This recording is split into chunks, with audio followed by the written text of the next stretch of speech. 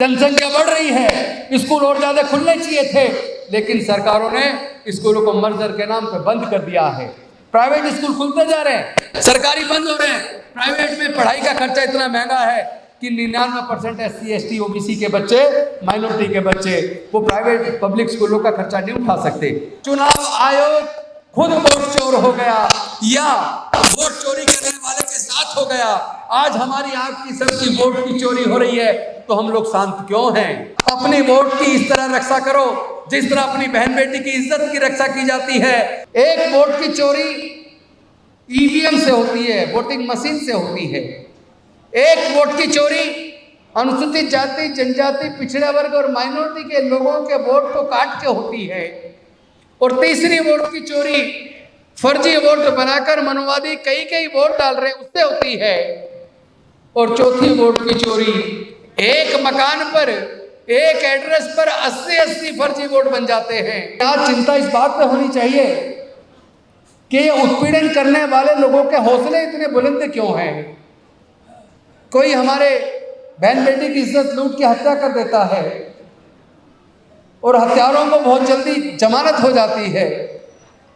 कोई मूंछ रखने पर हमारे युवाओं की हत्या कर देता है, कोई घड़ा छूने पर हमारे युवाओं की हत्या कर देता है, कोई मंदिर में मूर्ति छूने पर हमारे युवाओं की हत्या कर देता है। हत्या करने वाले लोगों का इतना हौसला बुलंद क्यों है?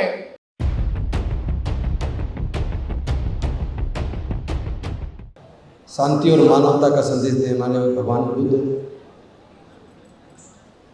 संत गुरु रविदास जी, संत कबीरदास जी, ज्योतिबा फूले जी, सावित्रीबाई फूले जी, फातिमा शेख जी, नारायण गुरु साहू जी महाराज, पेरियार रामास्वामी नायकर जी, डॉक्टर बाबा साहेब अम्बेडकर जी, माता रमाबाई जी, बाबू जगजीवन राम जी, बुद्धप्रिय मौर्य जी, जगदेव बाबू कुशवाहा जी, रामस्वरूप वर्मा जी, ललित सिंह यादव जी, मान्यवर कांसीराम साहब, वह समाज के सभी महापुरुषों के चरणों में कोटि कोटि नमन करते हुए सबसे पहले मैं वीरांगना फूलन देवी जी की जयंती पर आप सभी को शुभकामनाएं देता हूँ। आप सब जानते हैं कि हमारे समाज की जो स्थिति हजारों साल तक किस तरह की थी और उस हजारों साल की गुलामी से बाहर निकालने के लिए डॉक्टर बाबा साहेब अम्बेडकर जी ने अपने 5 में से 4 बच्चों को खो दिया। अपनी जवान पत्नी माता रमाबाई को खो दिया और अपना पूरा जीवन जलाकर हमारी हजारों साल की गुलामी तोड़ी। लेकिन उसके बाद आप देखेंगे वीरांगना फूलन देवी जी के साथ जिस तरह की जुल्म जाती हुई, मतलब दिल दहल जाता है सोचने मात्र से। जिसके ऊपर बीती है उसका सोचिए। हम अगर केवल मन में विचार करें तो भी दिल दहल जाता है। ऐसी विपरीत परिस्थिति में इतनी जिल्लत और इतना अपमान सहने के बाद और जो काम उन्होंने किया वो पूरे समाज को गौरवान्वित करने वाला है, पूरे देश की महिलाओं के आत्मसम्मान को बढ़ाने वाला है।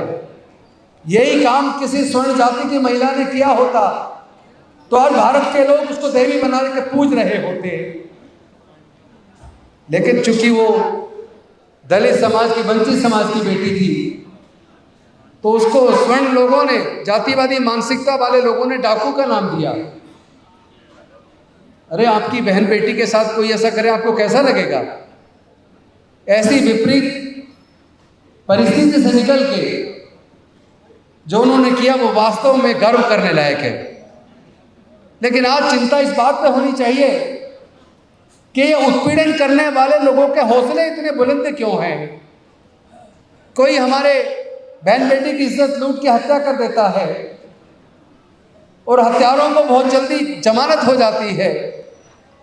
कोई मूंछ रखने पर हमारे युवाओं की हत्या कर देता है, कोई घड़ा छूने पर हमारे युवाओं की हत्या कर देता है, कोई मंदिर में मूर्ति छूने पर हमारे युवाओं की हत्या कर देता है। हत्या करने वाले लोगों का इतना हौसला बुलंद क्यों है? जब मैं इसकी प्रताड़ना करता हूं, जांच करता हूं, तो मुझे समझ आता है उसका कारण। उसका कारण है मनुवादी मानसिकता, मनुस्मृति पे आधारित सोच। आज सर्वोच्च न्यायालय तक में ऐसे कुछ जज बन गए हैं जिनकी मानसिकता मनुवादी सोच वाली है, जो मनुस्मृति में भरोसा करते हैं। ऐसे अनेकों जज सुप्रीम कोर्ट और हाई कोर्ट में हैं। ऐसे अनेकों नेता मुख्यमंत्री तक भी बन गए हैं जिनकी सोच मनुवादी जातिवादी है, जो एक जाति विशेष को बढ़ाने का काम करती है, दलितों की हत्या करने वाले लोगों को संरक्षण देने का जो काम करते हैं। ऐसे लोग मुख्यमंत्री बन गए हैं, ऐसे लोग मुख्य न्यायाधीश बन गए हैं, ऐसे लोग एसएसपी बन गए हैं, ऐसे लोग director general of police DGP बन गए हैं। यानी कि पूरा का पूरा शासन तंत्र मनुवादी विचारधारा को पालने पोसने में लगा हो। जब पूरा मनुवादी सोच वाला तंत्र पूरे देश की सत्ता पर काबिज हो गया हो, जब ऐसी मनुवादी सोच वाला तंत्र पूरे देश की केवल वोट की चोरी नहीं, पूरे चुनाव को ही चोरी कर ले, उसके बाद सामाजिक न्याय होगा कैसे? कैसे सामाजिक न्याय होगा? आपने अनेकों बार देखा होगा, अनेकों ऐसे वीडियो देखे होंगे कि भारतीय जनता पार्टी से जुड़ा व्यक्ति फर्जी वोट डाल रहा है, उसकी वीडियो बना रहा है, फिर वो दूसरी फर्जी वोट डाल रहा है, फिर वीडियो बना रहा है, फिर वो तीसरी फर्जी वोट डाल रहा है। ऐसे करके 5-6 फर्जी वोट डालता है, वीडियो बनाता है और वीडियो को सोशल मीडिया पे डालता है। और उसके बाद इलेक्शन कमीशन की खामोशी देखने लायक है। ऐसे भी कई एग्जाम्पल आए हैं कि बहुजन समाज पार्टी का कोई नेता चुनाव लड़ा, उसका लंबा चौड़ा परिवार है, लेकिन उसके अपने बूथ पर उसका एक भी वोट नहीं निकलता। उसका वोट चला कहाँ गया? हो सकता है रिश्तेदार किसी प्रभाव में आ गए हो, तो उसकी पत्नी और बच्चों का वोट कहाँ गया? हो सकता है बच्चे और पत्नी भी पति से चिढ़ते हो, तो उसका खुद का वोट कहाँ गया? इसका मतलब वोट की चोरी कई तरीके से हो रही है। एक वोट की चोरी ईवीएम से होती है, वोटिंग मशीन से होती है। एक वोट की चोरी अनुसूचित जाति, जनजाति, पिछड़ा वर्ग और माइनॉरिटी के लोगों के वोट को काट के होती है। और तीसरी वोट की चोरी फर्जी वोट बनाकर मनुवादी कई वोट डाल रहे हैं, उससे होती है। और चौथी वोट की चोरी एक मकान पर, एक एड्रेस पर 80-80 फर्जी वोट बन जाते हैं। और जब वहां जाके जांच की जाती है तो पता चलता है जिसके एक कोठड़ी में 80 वोट बने वो बीजेपी का कार्यकर्ता है, और वह 80 वोट जिनके थे वो कोई नजर नहीं आता है, लेकिन वो वोट डालते हैं। इसका मतलब मनुवादी सोच वाले लोगों ने, आरएसएस जैसे संगठन के, बीजेपी जैसे संगठन से जुड़े लोगों ने ऐसे लाखों वोट तैयार कर दिए हैं, जिनको जिस राज्य में चुनाव होता है वहां ले जाकर चुनाव में वोट डलवाने के लिए उनकी वोट बनवा दी जाती है, और फिर पूरे के पूरे चुनाव को ही चोरी कर लिया जाता है। अभी आपने देखा होगा भारत के विपक्ष के नेता आदरणीय राहुल गांधी जी ने जिस तरह खुलासा किया कि किस तरह पूरे आपके वोट की चोरी हो रही है, किस तरह पूरे चुनाव को चोरी करके देश के अंदर सरकार बन गई। क्योंकि जिन लोगों ने नारा दिया था की बार 400 पार संविधान बदलना है, ये तो अम्बेडकर वादियों को सैल्यूट करना चाहिए, इस देश के दलित, पिछड़े, वंचित वर्ग को सैल्यूट करना चाहिए, इस देश के माइनॉरिटी को सैल्यूट करना चाहिए, जिन लोगों ने उनको सबक सिखाने का काम किया और उनको 169 सीट पर रोक दिया। अब आप कहेंगे 169 नहीं है, वो तो 240 है।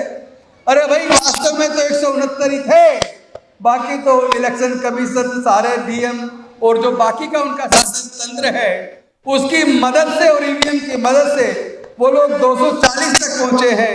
क्योंकि जहां जहां हम देख रहे हैं कि वोट की चोरी खुलेआम हो रही है। आपको पता है महाराष्ट्र का जो चुनाव हुआ था, लोकसभा के चुनाव में भारतीय जनता पार्टी और उसका गठबंधन एनडीए की कितनी कम सीटें लोकसभा में आई, और पिछले लोकसभा चुनाव से लेके इस बार के लोकसभा चुनाव 2024 तक 5 साल में केवल 32 लाख नई वोट बने।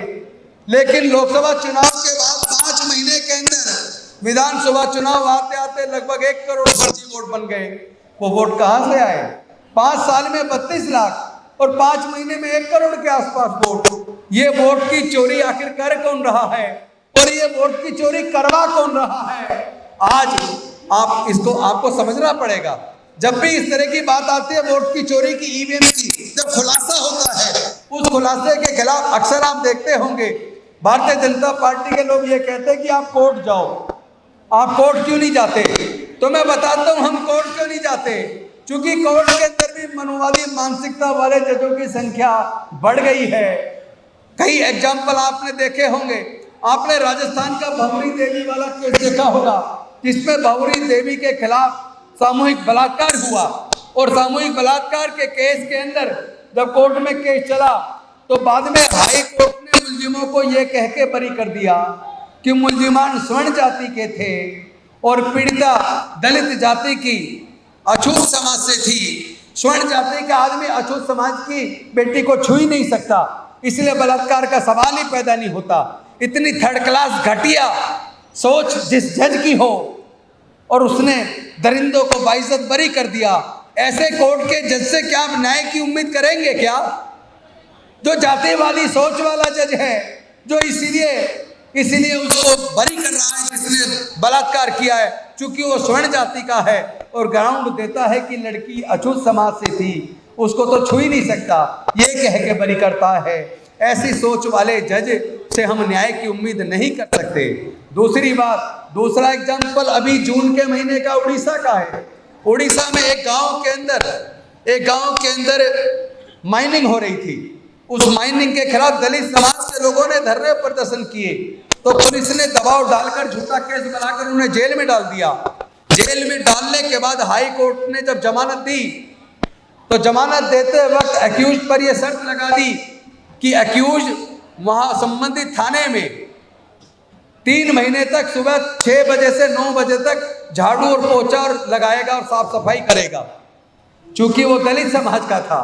और हाईकोर्ट का जज जातिवादी मानसिकता के तहत इस तरह जातिवादी जजमेंट दे रहा है, जमानत में शर्त लगा रहा है और वो पुलिस को ड्यूटी दी। पुलिस का काम है उसको फिनाइल, पोछा और झाड़ू मुलजिम को अवेलेबल कराएगा।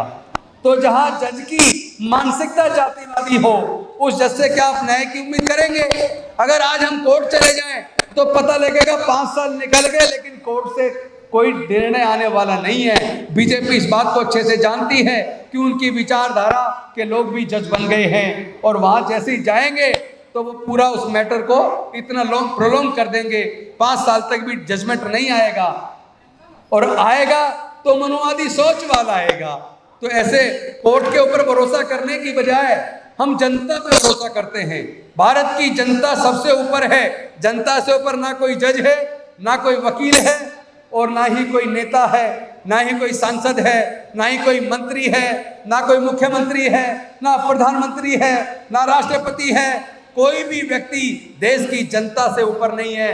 देश के संविधान ने जनता को ताकत दी है और जनता को भी ये पता होना चाहिए कि चाहे कोई कितना ही बड़े से बड़ा नेता हो, एमपी हो, एमएलए हो, मंत्री हो, एसएसपी हो, डीएम हो, सब जनता के सेवा का पब्लिक सर्वेंट हैं। उनकी जिम्मेदारी जनता की सेवा करनी है कि वो जनता के मालिक बनने की कोशिश ना करें। अगर ये अफसर, ये एसएचओ, डीएम, एसएसपी अगर जनता को हटकारें, धमकारें, इसलिए धमकारें क्योंकि वो संविधान के खिलाफ जाके मालिक बनने की कोशिश कर रहे हैं, जबकि असल में संविधान ने उनको जनता की सेवा की जिम्मेदारी दी है। तो इस लड़ाई को तो लड़ना पड़ेगा, इस लड़ाई को लड़ना पड़ेगा, क्योंकि डॉक्टर बाबा साहेब अम्बेडकर जी ने बड़े मुश्किल से हमारे लोगों को वोट का अधिकार दिलवाया। जब इस बात पे चर्चा शुरू हुई थी कि वोट का अधिकार किसको मिलना चाहिए, तो ज्यादातर लोग वोट का अधिकार केवल इनकम टैक्स को देने के फेवर में थे, या जो बड़े जमींदार हैं उनको देना चाहते थे, या जो ग्रेजुएट है उनको देना चाहते थे। लेकिन डॉक्टर बाबा साहब अम्बेडकर जी ने सोचा कि मनुस्मृति में हमारे लोगों के पढ़ने पर धार्मिक बंदिश थी, व्यापार करने पर धार्मिक बंदिश थी, संपत्ति रखने पर धार्मिक बंदिश थी। तो मनुस्मृति की वजह से हमारे लोग ना ग्रेजुएट बन पाए, ना वो प्रॉपर्टी के मालिक बन पाए, ना जमींदार बन पाए, ना वो बिजनेसमैन बन पाए। इसीलिए वो लोग इनकम टैक्स पे भी नहीं बन पाए। इसका मतलब हमारे लोगों को वो वोट का अधिकार देना नहीं चाहते थे। लेकिन डॉक्टर बाबा साहब अम्बेडकर अड़ गए, बड़ी मजबूती के साथ अड़ गए और उन्होंने कहा कि वोट का अधिकार केवल इनकम टैक्स पे करने वालों को नहीं, केवल बड़े जमींदारों को नहीं, केवल ग्रेजुएट को नहीं, भारत में वे रहने वाले सभी लोगों को बराबर रूप से मिलेगा, चाहे स्त्री हो या पुरुष हो, पढ़ा लिखा हो या अनपढ़ हो, अमीर हो या गरीब हो, इनकम टैक्स पे करता हो या ना करता हो, सब लोगों को वोट का अधिकार मिलेगा और हर आदमी की वोट की कीमत बराबर होगी। One man one vote one value. और इसी के ऊपर मनोहर कांचीराम साहब ने कहा था, अपनी वोट की इस तरह रक्षा करो जिस तरह अपनी बहन बेटी की इज्जत की रक्षा की जाती है। लेकिन आज चुनाव आयोग खुद वोट चोर हो गया या वोट चोरी करने वाले के साथ हो गया। आज हमारी आपकी सबकी वोट की चोरी हो रही है, तो हम लोग शांत क्यों हैं? क्या आप अपनी वोट की रक्षा नहीं करोगे? जिस तरह आप अपनी बहन बेटी की इज्जत की रक्षा करनी चाहिए, बाबा साहब ने भी कहा, मनोहर कांचीराम साहब ने भी कहा, उसी तरह अपनी वोट की चोरी की भी रक्षा करो, वोट को चोर मत होने दो। लेकिन आज तो सरकारें वोट चोरी करवा रही हैं, तो इसके खिलाफ मजबूती के साथ एकजुट होकर लड़ना पड़ेगा। बहुत जल्दी आह्वान करेंगे। पूरे भारत के अंदर इलेक्शन कमीशन को चैन से नहीं बैठने दे रहा है, क्योंकि इलेक्शन कमीशन अपने आप में सब कुछ नहीं है, खुदा नहीं है। इलेक्शन कमीशन को जो जिम्मेदारी है संविधान ने दी है, इलेक्शन कमीशन को जो पावर दी है संविधान ने दी है, और वो power free fair and transparent चुनाव कराने के लिए दी है। लेकिन फ्री फेयर एंड ट्रांसपेरेंट चुनाव कराने की बजाय इलेक्शन कमीशन वोट की चोरी करने वालों के साथ खड़ा हो जाता है। जिस चोरी का जवाब इलेक्शन कमीशन को देना चाहिए, उसका जवाब बीजेपी के नेता दे रहे हैं और कह रहे हैं कि आप वोट क्यों नहीं, आप जो कोर्ट क्यों नहीं जाते, आप एफिडेविट दाखिल क्यों नहीं करते। अरे पूरा देश चाह रहा है कि हमारे वोट की चोरी बंद होनी चाहिए, हमारी वोट की रक्षा होनी चाहिए। पूरा देश के लोग कह रहे हैं हमारी वोट की चोरी हो रही है, पूरे देश के लोग कह रहे हैं हमें ईवीएम पे भरोसा नहीं है, हमें बैलेट पेपर से चुनाव चाहिए। तो फिर इलेक्शन कमीशन और ये कुछ जज मिलके आखिर क्यों ईवीएम पे ऊपर इतना जोर दे रहे हैं? क्यों वो बैलेट पेपर वापस लाने के लिए तैयार नहीं है? अरे ये वोटर की मर्जी है, वो किस चीज तरीके से वोट दे। सरकार जनता को चुननी है, क्योंकि संविधान ने जनता को वोट का अधिकार दिया। अगर हमें डाउट है, हमें भरोसा नहीं है ईवीएम मशीन के ऊपर, हम चाहते हैं कि बैलेट पेपर से चुनाव हो, तो मैं पूछना चाहता हूं इलेक्शन कमीशन क्यों इतनी जिद पैदा है, सुप्रीम कोर्ट क्यों इतनी जिद पैदा है? जब बड़े बड़े देश, जो विकसित देश है, अमेरिका जैसे देश, फ्रांस, जर्मनी और इंग्लैंड जैसे देश, जब वो अपने यहाँ ईवीएम से चुनाव पे भरोसा नहीं करते, जापान ईवीएम पे भरोसा नहीं करता, जब वो लोग बैलेट पेपर पे भरोसा करते हैं, बैलेट पेपर से चुनाव कराते हैं, और भारत के भी 90% लोग चाहते हैं बैलेट से चुनाव हो, ईवीएम से ना हो, तो आखिर फिर कौन सी मजबूरी है? क्यों इलेक्शन कमीशन, क्यों सारे जजेस ईवीएम के ऊपर जोर दे रहे हैं? क्यों जनता की भावनाओं की कदर नहीं की जा रही है? क्यों जनता की भावनाओं को इग्नोर किया जा रहा है? इसलिए ये लड़ाई हमारे आने वाले बच्चों के भविष्य की है। क्या आप अपने बच्चों को फिर से गुलाम देखना चाहते हैं? अगर आप गुलाम नहीं देखना चाहते तो इस लड़ाई को लड़ना पड़ेगा। कई तरह के हमले हमारी आजादी पे हो रहे हैं, कई तरह के हमले हमारे अधिकारों पे हो रहे हैं। केवल हमारी वोट की चोरी नहीं हो रही। बड़ी मुश्किल से पढ़ने का मौका मिला था, लेकिन उन्होंने लगभग पिछले 15 से 20 सालों में लगभग 2 लाख सरकारी स्कूल बंद कर दिए। मैं पूछना चाहता हूं, क्या देश में जनता कम हो गई है? क्या देश की जनसंख्या कम हो गई है? जनसंख्या बढ़ रही है। स्कूल और ज्यादा खुलने चाहिए थे, लेकिन सरकारों ने स्कूलों को मर्जर के नाम पर बंद कर दिया है। प्राइवेट स्कूल खुलते जा रहे हैं, सरकारी बंद हो रहे हैं। प्राइवेट में पढ़ाई का खर्चा इतना महंगा है कि 99% SC ST OBC के बच्चे, माइनॉरिटी के बच्चे, वो प्राइवेट पब्लिक स्कूलों का खर्चा नहीं उठा सकते। और स्कूल को छोड़िए, अगर कॉलेज की बात करें तो 5 साल का NLU से लॉ की डिग्री करने के लिए कम से कम 25 लाख रुपया चाहिए। सरकारी इंजीनियरिंग कॉलेज से 4 साल की डिग्री करने के लिए कम से कम 15 से 20 लाख चाहिए। मैनेजमेंट की डिग्री IIM से करने के लिए कम से कम 30 लाख रुपया चाहिए। SC ST OBC माइनॉरिटी के लोग तो 98 से 99% ऐसे हैं जिनके पूरे परिवार की इनकम को अगर जोड़ दें तो पूरे परिवार की इनकम 5,000 रुपये से 20,000 रुपये महीने के बीच है। तो क्या ऐसे परिवार के बच्चे अपने बच्चे को इन 25 लाख 20 लाख की डिग्री कराने का खर्चा उठा सकते हैं क्या?